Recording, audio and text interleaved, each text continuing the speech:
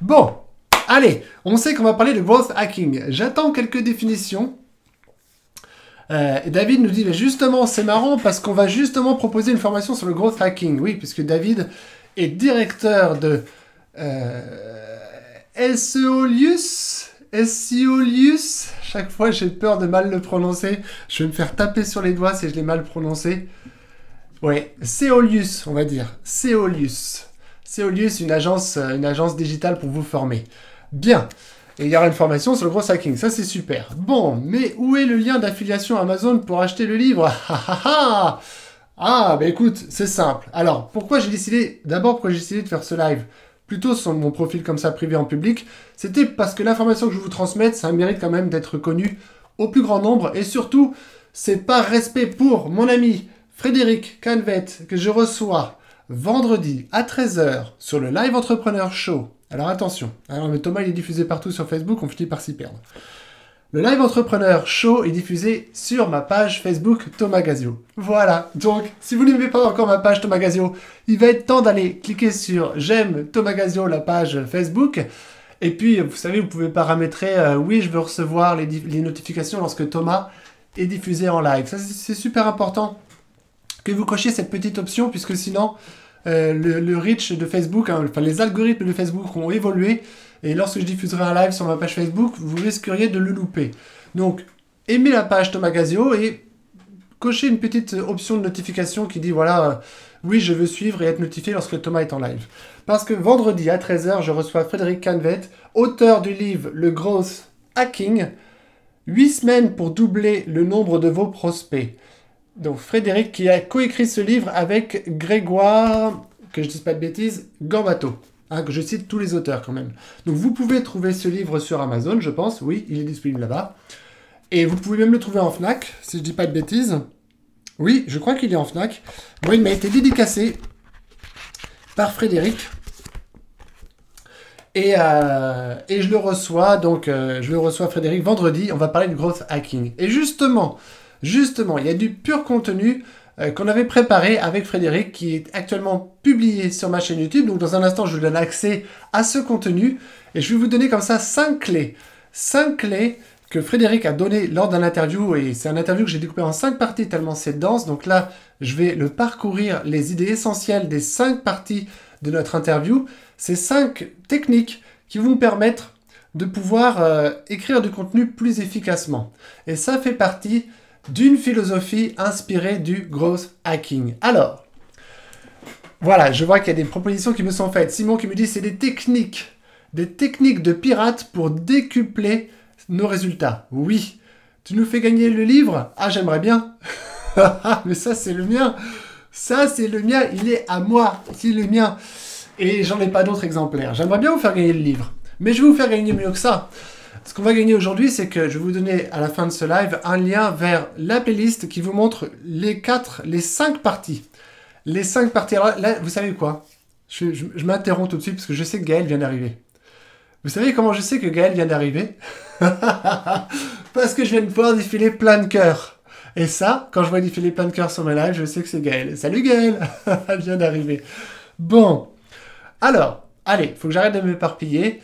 Je vous donne un peu plus tard dans ce live l'accès justement aux 5 vidéos, 5 parties, l'interview que j'ai fait avec Frédéric, que je reçois vendredi à 13 h en live sur ma page Facebook Thomas Gazio. Il va encore continuer à nous donner des techniques comme ça, de ninja. Et tout est sur ma page actuellement Thomas Gazio. Il y a le live qui est prêt à être lancé. Vous pouvez recevoir un rappel. Vous pouvez voir dans l'intitulé du post tout ce qui vous attend vendredi à 13 h lorsque je vais interviewer Frédéric. Donc, Frédéric, que j'avais l'occasion d'interviewer autour de ce livre, qui est vraiment génial, le growth hacking. Déjà, je vais vous donner sa définition du growth hacking, histoire qu'on parte tous sur de bonnes bases. Alors, le growth hacking, qu'est-ce que c'est? C'est une méthode et des astuces pour croître plus rapidement, sans avoir de gros moyens, avec une culture orientée retour sur investissement et résultats rapides, quitte à prendre des risques. Ok? Donc, méthode, astuce pour croître rapidement. Growth. Et le hacking, c'est vous allez chercher en fait à pirater. C'est-à-dire que de temps en temps, oui, vous allez être un petit peu borderline et puis vous allez revenir un petit peu dans les règles. Donc, vous prenez un petit peu de risque et vous allez tester comme ça des petites techniques ajustées sans avoir nécessairement de gros moyens. Il n'y a pas besoin de sortir l'artillerie lourde. La culture du growth hacking, c'est une culture qui est inspirée du monde des startups. C'est comment dire, d'ajuster certaines techniques, de mesurer si le résultat augmente. Et si le résultat augmente, alors on trouve un moyen d'industrialiser. On trouve un moyen que ces techniques deviennent des techniques qui deviennent des habitudes, et quitte à les automatiser pour que les résultats continuent à croître. Voilà, et c'est vraiment une culture orientée retour sur investissement. Bien, bon, chaque fois que j'actualise la page, je vois une nouvelle image fixe, mais le film ne se met pas en route, je n'entends rien, c'est pénible, me dit Bertrand. Écoute Bertrand, alors vu que tu m'entends pas, Bertrand, on regarde ça en off. Hein, on regardera ton problème en off, mais je sais que je suis en train de te dire ça et tu m'entends pas. C'est pas mal. Bon, alors regardez bien ce que j'ai prévu.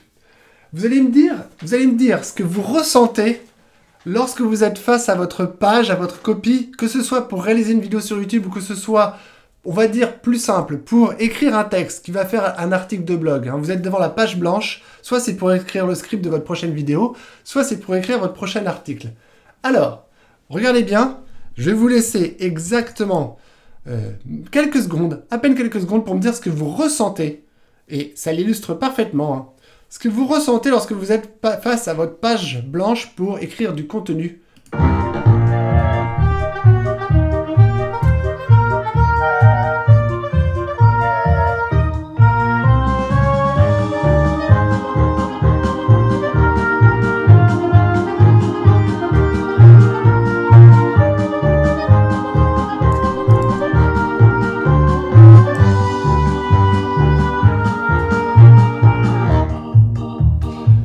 Qu'est-ce que vous ressentez quand vous êtes face à une copie blanche et qu'il faut écrire?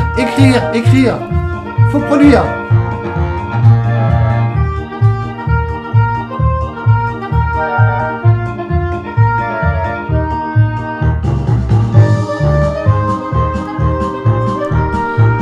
Allez, mort de rire, me dit Simon.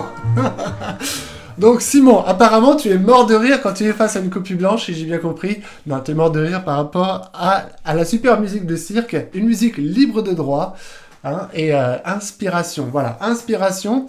Donc Simon, face à sa copie blanche, ressent de l'inspiration. Gaëlle n'a pas les mots lorsqu'elle se retrouve, elle a l'envie, mais elle n'a pas les mots. Bon, allez, je vous le fais, en gros, l'image de l'éléphant. C'est pour dire qu'en fait, c'est surtout pour illustrer que peut-être que vous vous mettez un soupçon de pression, quelque chose de lourd dès lors qu'il s'agit d'écrire du contenu parce que finalement, vous vous retrouvez avec la mécanique d'écrire, un peu comme l'écrivain avec sa machine à écrire qui est face à sa copie blanche. Alors que, et justement les quelques techniques que je vais vous donner aujourd'hui, c'est des techniques que m'a donné Frédéric, qui vous aident en fait à passer outre la lourdeur administrative de se retrouver face à son ordinateur et commencer à vouloir écrire. Parce que ce qui se passe, c'est que vous allez commencer à écrire une phrase, vous allez effacer cette phrase, vous allez réécrire la phrase, corriger les fautes, et puis vous dites « Oh, c'est génial, j'ai fini une phrase. Bon, allez, qu'est-ce qu'il y a à la télé? Oh, j'ai reçu une notification Facebook. Ah, tiens, c'est mon ami qui me parle. Oh, quelqu'un m'appelle par téléphone. » Bon, vous connaissez tout ça. C'est pareil lorsque vous faites les vidéos. Voilà, merci Gaël pour cette transition. C'est pour ça que j'ai fait des vidéos et pas des articles, mais ça m'intéresse de découvrir de nouvelles techniques. Eh bien, j'allais y venir justement sur la vidéo, ça peut être pareil. La vidéo, lorsque vous êtes en mode « je m'enregistre face à une caméra », et là, il n'y a personne qui m'écoute, hein, je suis vraiment tout seul face à ma caméra, j'ai beau être inspiré, avoir l'envie, à un moment donné, je vais me louper une première fois, puis une deuxième fois, je vais faire « oh non, non, c'est pas bon ça ». Bon allez, je vais peut-être me reprendre ou alors je vais retoucher ça au montage et après à chaque fois vous allez devoir retoucher les petites coquilles au montage, vous allez perdre un temps fou. Ok? Eh bien, par exemple, pour casser cela, il y a ce que j'appelle, moi, passer du mode interprétation, quand vous êtes tout seul face à votre caméra, au mode conversation. Comme je le fais là actuellement, je vais passer un bon moment de live avec vous parce que je sais que vous êtes en train de m'écouter. Je parle à des humains. Je parle à des hommes, à des femmes, et vous pouvez interagir, et ça me fait basculer tout de suite en mode conversation, en étant plus authentique. Et donc, j'ai préparé évidemment le contenu d'aujourd'hui, mais je me sens beaucoup plus à l'aise, et même si je fais une erreur, une coquille, eh bien c'est pas grave, the show must go on, et donc je n'ai pas de soucis, et ça fait que j'en deviens ultra efficace, et en plus de cela, à la fin de ce live, je n'aurai pas besoin de faire un quelconque montage. C'est ça qui est puissant, surtout lorsqu'on fait un live avec des habillages, comme ce que j'enseigne à mes élèves de ma formation Puissance Live. Donc allez voir sur puissancelive.fr et vous verrez, vous comprendrez tout ce que l'on peut faire en faisant des beaux habillages, tout ce qu'on peut gagner en temps. Allez, donc cette image de l'éléphant, c'est justement toute technique qui va vous permettre de sortir, de prendre de la légèreté par rapport à la lourdeur de se retrouver seul face à un écran avec les petits doigts sur un clavier. Eh bien, Frédéric nous donne des techniques. Là, je viens de vous donner une pépite par rapport à la réalisation vidéo. La pépite de dire, arrêtez de vous embêter à être en mode interprétation face à une caméra tout seul dans votre studio et vouloir faire un effort de montage derrière, vous allez perdre un temps fou. Faites comme moi, faites des lives régulièrement et c'est des lives de contenu et vous allez passer un super plaisir à le faire et à la fin, vous allez vous dire, ça y est, c'est terminé, j'ai passé un bon moment avec vous et je suis très content d'être là avec vous. Allez, pour aller un peu plus loin là-dessus, je vous montre un exemple ici, le growth hacking dans son contexte, illustré par exemple, à quoi il faudrait réfléchir lorsqu'on fait du growth hacking sur YouTube. Alors, vous voyez ici, il y a les différents niveaux. Les différents niveaux, en fait, c'est inspiré de l'échelle de Dave McClure. Donc, les startups connaissent ça par cœur. Ce vocabulaire que je vais vous donner ici, les startups connaissent vraiment ça par cœur. Elles sont fans de growth hacking. C'est vraiment dans ce milieu qu'est née cette tendance du growth hacking. Donc, on peut réutiliser sur YouTube ? Oui Simon, oui Simon. Tout ce que je fais là sur Facebook en live, je l'enregistre en plus, mais sans rien avoir à toucher, c'est enregistré à haute résolution sur mon ordinateur en même temps que je fais ce live. Donc libre à moi après de faire couper le début, couper la fin, mettre le milieu de ce live, poster sur YouTube. Et oui, ou alors je peux même être diffusé en simultané, je le ferai prochainement. J'ai perdu le réflexe de le faire, mais je le referai de nouveau. Être diffusé en live sur Facebook et diffusé en live sur sa communauté YouTube en même temps. Voilà, tout est possible et ça c'est génial. Bon. Et vous êtes libre également de partager ce live. Alors, c'est quoi le growth hacking, nous dit Cécile qui vient d'arriver. Ce sont des petites techniques de ninja qui vont permettre de croître. Et de croître, si on regarde un petit peu tout ce qui se passe autour de cette échelle ici, c'est l'échelle qu'on applique lorsqu'on veut faire du growth hacking. Eh bien, vous allez voir comment on peut croître son acquisition. Donc, l'acquisition, si je vous montre un petit parallèle sur comment on appliquerait du growth hacking sur une chaîne YouTube. L'acquisition, ce serait finalement comment vous attirez des vues. Et donc, des personnes qui disent, et c'est ça où c'est pertinent sur YouTube, qui est le deuxième moteur de recherche le plus utilisé au monde, des gens qui sont en appétit de rechercher une information, je t'ai trouvé, je veux voir. Donc, je t'ai trouvé, je veux voir. Donc, c'est l'expérience de quelqu'un qui recherche un mot-clé dans YouTube et qui va trouver une belle vignette de vous avec un titre qui est assez proche de ce qu'il recherchait. Alors là, c'est je t'ai trouvé, je veux voir. Qu'est-ce qui va déclencher l'envie de voir votre vidéo? Par exemple, une miniature vidéo attractive, un titre accrocheur qui rappelle les quelques mots-clés susceptibles d'avoir été recherchés sur YouTube. Là, on travaille son acquisition, on travaille son référencement. Ensuite, l'activation, c'est le deuxième niveau dans le tunnel du growth hacking, là, selon Dave McClure. L'activation, c'est « Waouh, ta vidéo, elle est géniale, je veux en savoir plus ». Donc, en gros, cette vidéo a créé une connexion émotionnelle avec moi. Tu m'as embarqué dans ton sujet, je veux en savoir plus. Ça tombe bien, dans ta vidéo, tu m'as fait un call to action, un appel à l'action. Ok, qu'est-ce qu'il faut que je fasse de plus ? Là, ici, il y a deux façons de faire ce qu'on appelle dans le prochain niveau de la rétention. Une fois que j'ai acquis des vues, une fois que j'ai activé le cerveau de la personne qui me suit en disant « Waouh, ça vaut le coup que j'en sache plus sur cette personne, j'ai envie de faire un deuxième pas à ses côtés », soit je m'abonne à sa chaîne YouTube, et donc je suis dans la rétention, puisque chaque fois que je ferai une nouvelle vidéo, la personne pourra revoir cette vidéo, ou bien je vais beaucoup travailler sur ce que j'appelle sur YouTube ma durée de visionnage, c'est-à-dire est-ce que les gens, et YouTube donne des statistiques là-dessus, est-ce que les gens restent sur une durée significative sur ma vidéo, ou alors est-ce qu'ils partent en courant dès qu'ils voient ma tête? Dès qu'ils me voient avec un chapeau comme ça de pirate, en agitant un drapeau de pirate, les gens peuvent peut-être se barrer en courant en se disant « Mais qu'est-ce que c'est que ce délire ?» Oh, t'es en train de pirater ma machine ou quoi? Allez, je me casse. Bon, si ma durée de visionnage n'est pas significative, c'est pas bon pour ma rétention. Et puis après, il y a ce qu'on appelle le referral. Le referral, c'est le nombre de personnes qui font référence de ma vidéo, qui parlent de moi autour de mon produit et mon service ou de mon contenu. Waouh, c'est intéressant, je partage. Donc, oula, j'ai dit un gros mot là, j'espère que les algorithmes de Facebook vont pas me tomber dessus.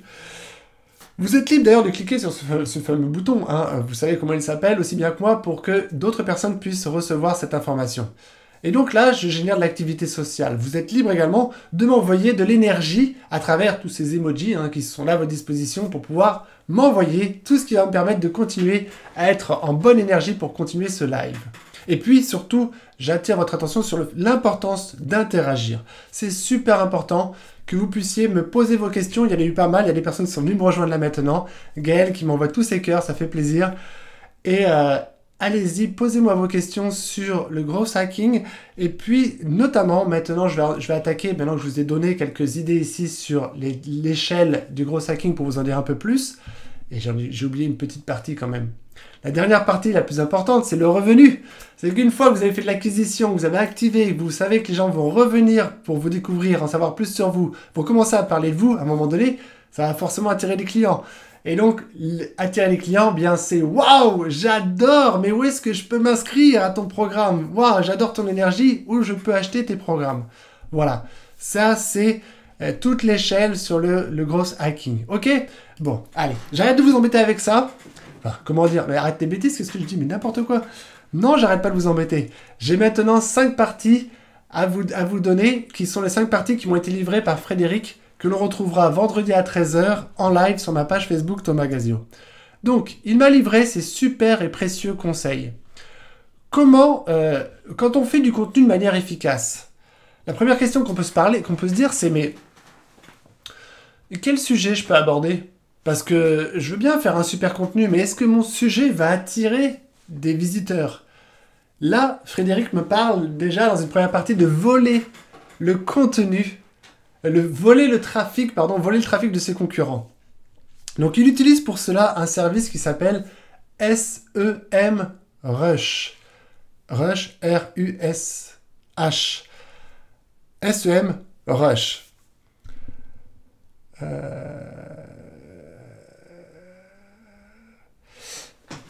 Je reviens sur ta question, Gaël, juste après. Donc, il utilise un service comme SEMrush pour aller faire quoi? En fait, il va regarder quels sont les sites concurrents à son propre site, et il va aller regarder sur ces sites concurrents quels sont les sujets qui marchent, quelles sont les thématiques qui génèrent beaucoup de vues et beaucoup de trafic, et il va regarder, par exemple, il va isoler comme ça quelques idées de sujets qui sont inspirés parce qu'il se rend compte que c'est des sujets qui marchent et qui attirent du trafic. Donc il ne va pas nécessairement aller rechercher les sujets sur lesquels il y a beaucoup de concurrence, mais il va chercher des sujets comme il le dit très bien lui-même, des sujets qui vont vraiment parler à son audience. C'est-à-dire qu'il ne fait pas des sujets pour dire je vais faire des sujets, pour écrire. Il écrit pour son avatar, pour son audience cible. Donc quand il veut retenir une idée de sujet, il pense systématiquement à sa cible. Il ne se dit pas, est-ce que ça c'est un sujet qui me plaît? Est-ce que c'est un sujet sur lequel je me sens inspiré pour écrire? Il se dit plutôt, est-ce que c'est un sujet qui peut intéresser mon audience cible? Toujours en analysant ces sites concurrents, encore une fois, il ne recherche pas nécessairement les mots-clés sur ces sujets qui sont très concurrencés, mais il va en chercher certains qui sont inattendus. Donc celui qui citait en exemple, c'était comment créer sa charte graphique. Sur son site de Frédéric, qui est le site conseilmarketing.com, super blog que je vous recommande vivement, il avait découvert comme ça, sur un site concurrent, un sujet sur comment avoir une charte visuelle, une charte graphique. Comment développer une charte graphique. Et il a été analysé cet article chez son concurrent, et il s'est simplement, en constatant que c'était un sujet qui apportait des vues, parce que c'était un sujet qui intéressait, qui était potentiellement recherché, autour de ce sujet, comment créer une belle charte graphique, il a été regardé quels étaient les mots-clés que les gens saisissaient autour de ce sujet précis, et il s'est engagé à écrire un sujet beaucoup plus riche, beaucoup plus complet, et c'est comme ça en fait que petit à petit, il gratte des positions sur ses concurrents parce que son article est plus complet, il génère plus de réactions de partage, puisqu'il adresse le sujet plus en profondeur. Et donc, c'est comme ça qu'il arrive, quelque part, entre guillemets, à voler du trafic à ses concurrents. Ça, c'était la première technique. Et pour répondre à la question de Gaël qui me dit, mais... Alors comme ça, Gaël, moi je suis un expert. Ah bah merci, déjà ça fait super plaisir. Ouais, il faut savoir redescendre un peu de ce statut. Pourquoi vous dites que je suis un expert? Oui, ok, je suis passionné par mon sujet. Oui, ok, la vidéo pour entrepreneurs, ça n'a pas beaucoup de secrets pour moi et j'adore l'enseigner, coacher et vous consulter sur ce sujet. Bon, et ben merci Gaël, si tu considères que je suis un expert à tes yeux, ça me fait plaisir. Eh bien, ce livre, avec mon regard d'expert, eh bien, j'ai appris plein de choses géniales dans ce livre. C'est vraiment un livre qui est découpé en 8 parties. C'est 8 semaines pour doubler le nombre de vos prospects. Hein, le livre Growth Hacking de Frédéric Hanvet et Grégoire Gambato. Excuse-moi, Grégoire. Que je connais pas d'ailleurs.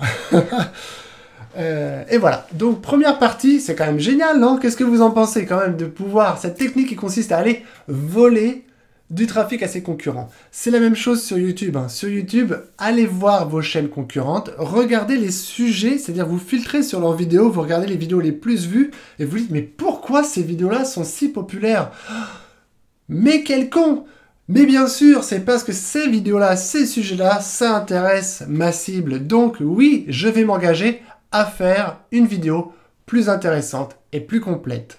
Salut Alain! Alors, je suis sur SEMrush, il faut rentrer l'adresse du site concurrent ou son site. Alors Simon, bonne question, mais là je ne vais pas vous faire un tutoriel sur SEMrush. Je te recommande d'aller, faut que tu tapes le site des concurrents pour que tu puisses constater sur le site de ton concurrent quelles sont ces pages qui fonctionnent le mieux. Et en général, c'est des articles de son blog. Et puis, quels sont les sujets? Mais comment ça se fait que ces sujets-là ont autant de succès? Et pourquoi, bon Dieu, mais pourquoi je ne suis pas sur ce sujet-là moi aussi? Et pourquoi je ne l'ai pas adressé plus en profondeur? C'est ce que je vais m'engager à faire tout de suite. Voilà comment ça marche, Simon. Allez, on attaque la partie 2. La partie 2, j'adore. Et tout ce que je vous donne là, c'est des extraits de pépites que j'ai reçus lors de un interview en 5 parties que je vais mettre à votre disposition, qui est sur ma chaîne YouTube. Donc, je mettrai les commentaires ou je mettrai à jour le post pour vous donner accès à cette série de vidéos. La partie 2, c'est comment créer du contenu en 5 minutes par jour. C'est là où je reprends mon éléphant. C'est que Frédéric a simplement arrêté de se mettre la pression. Il ne s'est pas mis en situation de se mettre face à une page blanche, au même titre que moi, je me mets de moins en moins en mode interprétation face à une caméra tout seul. Moi, j'ai trouvé la mécanique du live pour faire du contenu et passer un bon moment avec vous. Ce serait bien que tu fasses un tuto sur SEMrush. Alors, j'en ai pas l'intention, Véronique, de faire un tuto sur SEMrush. Je laisse ça, en fait, par exemple, à Frédéric, qui l'a certainement déjà fait, même sur son blog. Il l'a certainement fait. Tu vas voir sur le blog conseilmarketing.com, tu cherches SEMrush. Je suis sûr que tu vas trouver des pépites sur le sujet. Bon, première partie terminée. Deuxième partie, comment faire du contenu efficacement en 5 minutes par jour. Et c'est la vérité, Frédéric, c'est ce qu'il fait. Qu'est-ce qu'il fait? Il prend son smartphone, il prend son kit main libre, et quand il marche pour aller regagner son train, tous les matins, eh bien en fait, déjà, qu'est-ce qu'il fait la veille? On va dire, allez, la veille ou le matin au petit déjeuner, au petit café, hein, devant son ami Ricoré, qu'est-ce qu'il fait? Il prend son application bloc-notes et il note les idées clés qu'il souhaite. Il se donne comme ça un titre de sujet, il donne les idées clés qu'il souhaite aborder. Ensuite, il prend sa petite douche, il se lave ses petites dents, il se coiffe, il met ses petites lunettes, il s'habille avant, évidemment, parce que sinon c'est difficile. Il prend son cartable, il ouvre la porte, il dit au revoir à chérie, il emmène sa fille à l'école, et il se dit, qu'est-ce que je vais faire sur le chemin pour aller regagner mon train? Eh bien, il active la fonction enregistreur. Frédéric, si tu nous écoutes, il prend la fonction enregistrer et il parle son sujet. Il le parle. Il est là, il dit voilà, donc aujourd'hui dans cet article, je vais vous parler de ça, ça, ça. Et pourquoi je vous parle de ça aujourd'hui? Eh bien, parce qu'il faut penser à ci, à ci, à ça. Dans cette première partie, en fait, je souhaitais aborder plutôt sous cet angle-là, parce que vous compreniez que c'est important pour ci et que c'est important pour ça. Et ensuite, il regarde simplement son bloc-notes. Avant, il mettait son iPhone en mode perche pour se filmer. Bon, il s'est vite rendu compte que se filmer dans la rue, comme ça, avec des passants qu'il croise, c'était pas top. Donc, ce qu'il fait, c'est qu'il enregistre en mode audio, et ça lui prend 5 minutes. il dicte son article. Mais quand je dis il dicte, il dit pas chère assistante, tu mets une petite virgule, tu passes à la ligne. Allez, 2 petits points, ouvrez les guillemets, petit a, petit b, petit c. Non, il dit de manière tout à fait naturelle, avec un langage à la Macron, hein, c'est-à-dire que vous n'êtes pas là en mode « Wesh ma gueule, ok, on y va mon grand, allez c'est parti, salut Jocelyne !» Non, tu es en mode un petit peu concentré quand même. Pendant 5 minutes, tu vas dérouler ton contenu, tu t'enregistres, et il le fait vraiment, c'est-à-dire que vous l'entendez dans ces podcasts, dans ces audios, vous entendez une voiture qui passe derrière, vous entendez un petit peu le bruit de fond, mais le contenu est là. Le contenu est là, c'est ça qui est important. Et qu'est-ce qu'il en fait après de ce contenu? Eh bien, il prend une prestation de sous-traitance sur Fiverr, par exemple, et à 5 €, il peut se faire retranscrire 10 minutes d'audio. Donc, il le fait. Il a juste pris soin, lorsqu'il a enregistré son audio, encore une fois, de pas trop se lâcher sur son contenu. De temps en temps, comme il le dit, il peut y avoir un petit « Bonjour Jocelyne » parce qu'il rencontre sa voisine. Mais évidemment que le gars qui fait la retranscription, il va pas mettre entre parenthèses une voiture passe, entre parenthèses un chien aboie derrière Frédéric. Non, il va retranscrire texto tout ce que lui dicte la voix de Frédéric.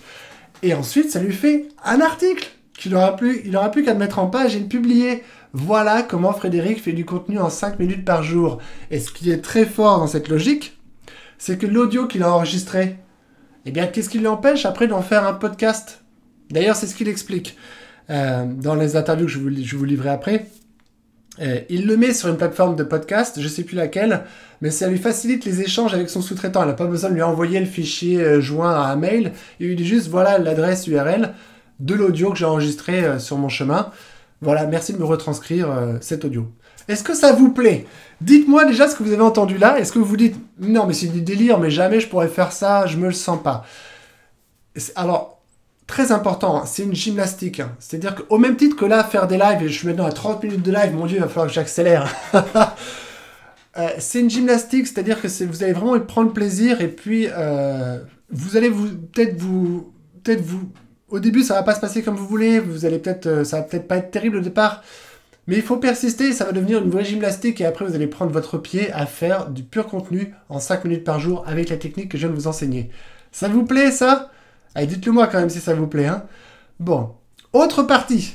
Recyclez votre contenu et diffusez-les en multicanal. Ça, c'est la partie 3, c'est la vidéo 3 que je vous mettrai après en lien sur ma chaîne YouTube. Dans cette partie-là, en fait, il explique que, eh bien, comme je vous l'ai donné là à l'instant, c'est que quand il a fait un audio, rien ne l'empêche d'aller poster cet audio directement sur des plateformes de podcast. Et puis après, il fait retranscrire l'article, ça lui fait un article texte pour son blog. Bon, maintenant, ce qu'il fait, c'est que, comme je vous l'ai dit, cet audio, ça lui permet juste de faire rédiger l'article. Une fois que l'article est rédigé, mis en page et publié, il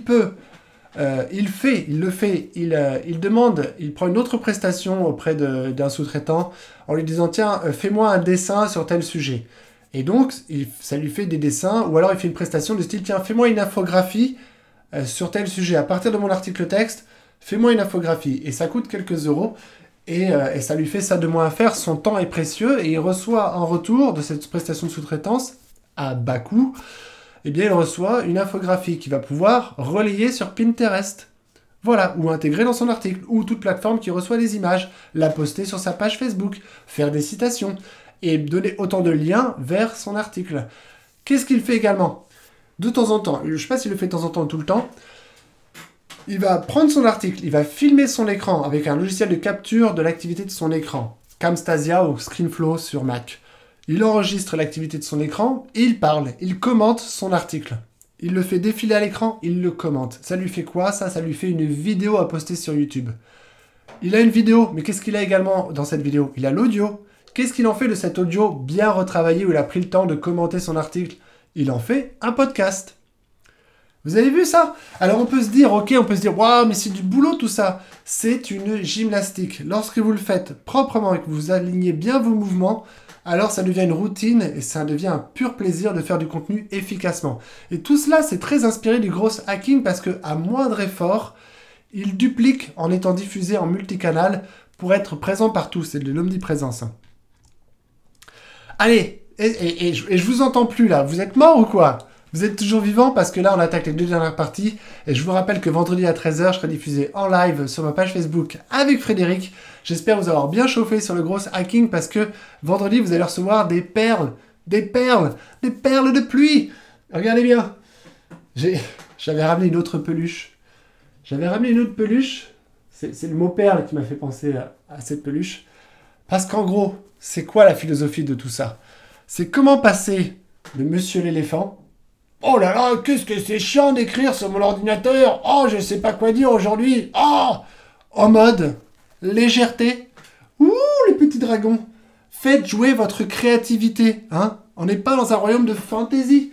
Faites jouer votre créativité et vous allez être léger comme l'air. Vous allez pouvoir mettre en place des bonnes routines pour gagner efficacement et faire du contenu efficace. Ok? Allez, on continue. Ah, super intéressant maintenant. Autre technique de gros hacking. Comment on convertit ce trafic qui vient et qui lit vos articles? Comment on convertit plus de gens qui vont s'inscrire en échange du fameux guide gratuit? Alors, le cliché, et le cliché, je l'entretiens encore sur mon blog, hein. La colonne de droite, avec 2 guides, en disant « Hey, télécharge mon guide, il est là !» Bon, ok, ça n'a rien à voir avec le sujet que je te traite aujourd'hui, mais « Hey, mon guide, il est là, tu le télécharges, s'il te plaît ?» On peut faire mieux que ça, quand même, hein? Qu'est-ce qu'on peut faire de mieux? C'est pareil pour vos appels à l'action dans vos vidéos sur YouTube. Si vous faites, vous faites un livre de recettes sur le sans gluten et vous faites une vidéo sur comment faire du pain sans gluten. À la fin de cette vidéo, votre appel à l'action va être de dire, c'est pas « Oh, j'ai oublié de vous dire, j'ai un livre de recettes sur le sans gluten ». Bon, ça peut marcher, vous êtes sur le sans gluten. Ok, ça peut être encore plus efficace si vous dites « Hey, en parlant de pain sans gluten », vous allez pouvoir retrouver d'autres recettes de pain sans gluten dans un chapitre dédié à cet effet dans mon livre « Recettes sans gluten ». C'est super cohérent puisque je vous explique qu'il y a bien des chapitres complets avec des idées de recettes complémentaires à ma vidéo. Pour faire du pain sans gluten, c'est exactement le sujet que vous étiez venu rechercher. Eh bien, ce que nous explique Frédéric, dans la manière dont il fait afficher ces zones de capture pour dire « En échange d'un guide, tu me laisses ton adresse email et tu reçois ce guide », il laisse plus traîner ça. Enfin, il le fait, mais il a des méthodes plus efficaces. Plutôt que de laisser traîner ça dans une colonne de droite, avec quelque chose qui n'a rien à voir avec le sujet de l'article, à l'intérieur de l'article, dans le corps de l'article. Si, par exemple, il va traiter d'un sujet sur le référencement Google, eh bien, au milieu de son article, il va y avoir un encart, en échange d'une adresse email, recevez mon guide du référencement Google. C'est super pertinent. Il fait afficher ces zones de capture email au bon endroit. Et dans la vidéo que vous sera livrée juste après, il explique quel plugin, quel logiciel il utilise, c'est le logiciel gratuit, des logiciels qu'il utilise pour pouvoir booster tout cela en fait, le faire pouvoir de manière efficace faire apparaître le bon formulaire de capture dans le bon contenu. Et il ne le fait pas à la mano, il ne le fait pas article par article, il a trouvé un logiciel qui lui facilite et industrialise l'affichage du bon formulaire au bon endroit. Et évidemment, pour faire du gros hacking, il faut tester ces formulaires, regarder s'ils convertissent bien, faire des tests comparatifs. Tiens, quand je mets une image d'une femme à poil, bah finalement ça convertit moins que lorsque je mets l'image d'un chien à poil. N'importe quoi. trouve des bons exemples la prochaine fois, Thomas, s'il te plaît. Bon, allez, et dernière partie, parce que je ne vais pas vous retenir plus longtemps. C'est un live maintenant qui commence à durer. Et puis surtout, je vous entends plus. Je vois qu'il y a de nouvelles personnes qui participent. Salut DJ Inverse.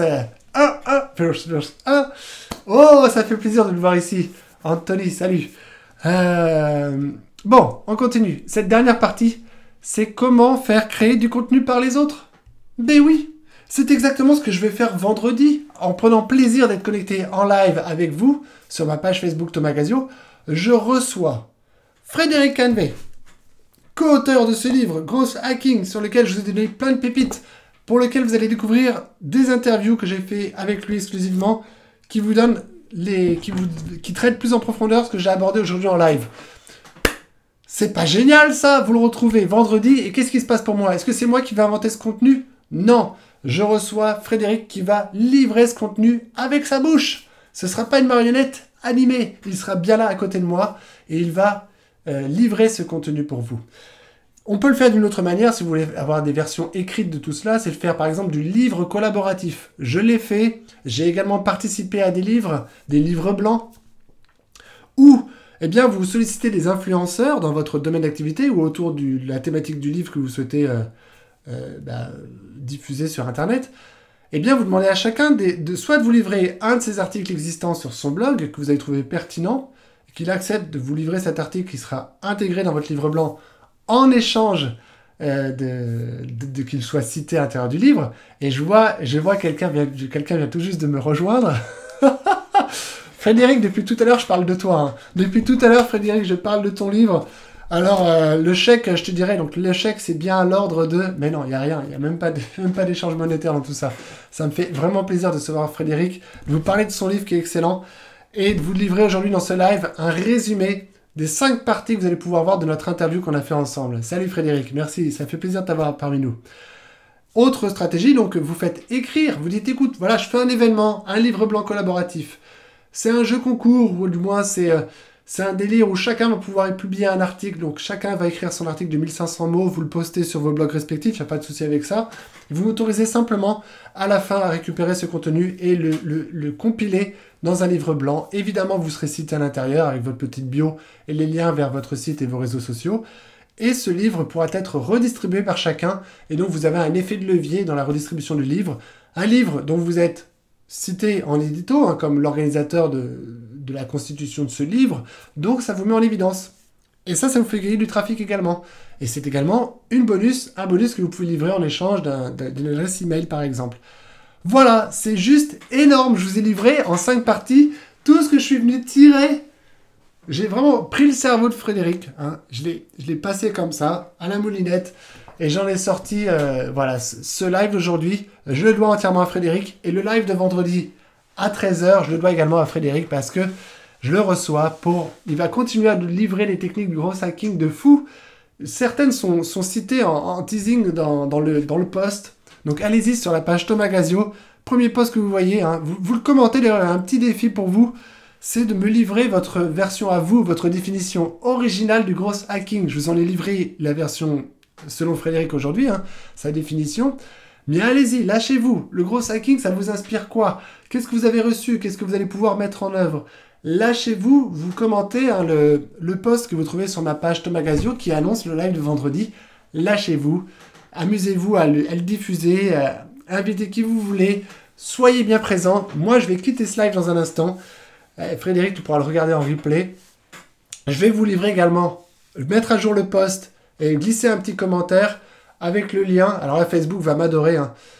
Soit je fais un nouveau post hein, en mettant le lien sur ma page Thomas Gazio ou sur mon profil perso Thomas Gazio. Je fais un nouveau lien pour promouvoir dès aujourd'hui les 5 vidéos que j'ai faites avec Frédéric. Voilà, vous rafraîchissez mon profil, vous allez les voir dans un instant, ou vous allez sur ma page Facebook et je ferai parler... Je communiquerai sur ces vidéos. Ça m'a fait plaisir d'être avec vous. Je vais vous laisser. Qu'est-ce que je vous avais prévu pour la fin? Eh bien, pas grand-chose. Si, j'avais ramené de quoi faire de la musique. Mais bon, apparemment, vous préférez recevoir des techniques de gros hacking plutôt que de participer à des quiz musicaux. Hein, libre à vous. J'avais ramené mes pluches aujourd'hui. Enfin, c'est pas mes pluches, hein, c'est les pluches de mes enfants. Mais chacune illustrait une métaphore. Donc j'espère que vous avez bien retenu la métaphore. Le gros éléphant, la lourdeur, c'est chiant. Ou la légèreté créative du petit dragon qui s'envole. Et puis ce drapeau qui va clôturer ce live. Salut à tous, merci de m'avoir suivi. Salut!